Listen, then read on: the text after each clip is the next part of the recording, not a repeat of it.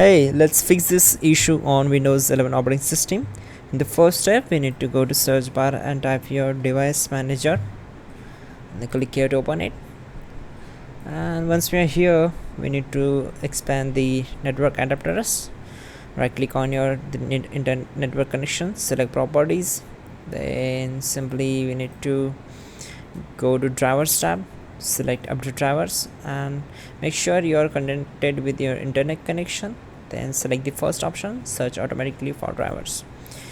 Wait for some time and the base drivers will be installed for the particular network connection. Now close this window. After that, just open services, go to search bar and type your services, and from the search results click here to open it.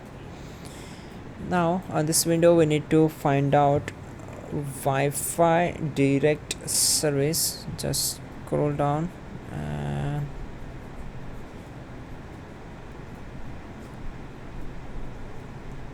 so here it is, Wi-Fi direct services connection manager service. So right click on it, select properties and make sure this startup type as select as automatic, then start the service.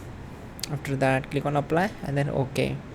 Again just scroll down and find out Windows update on the same services window. Here it is, right click on it, select properties, then set startup type as automatic, click on start the service, then click on apply and then OK.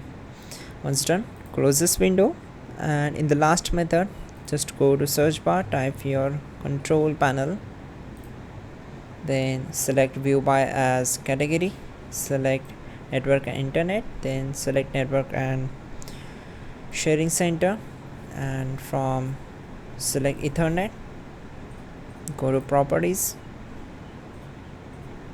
Before that we have to just click on change adapter settings, and from here we need to just select your particular internet connection, select enable by right clicking on it.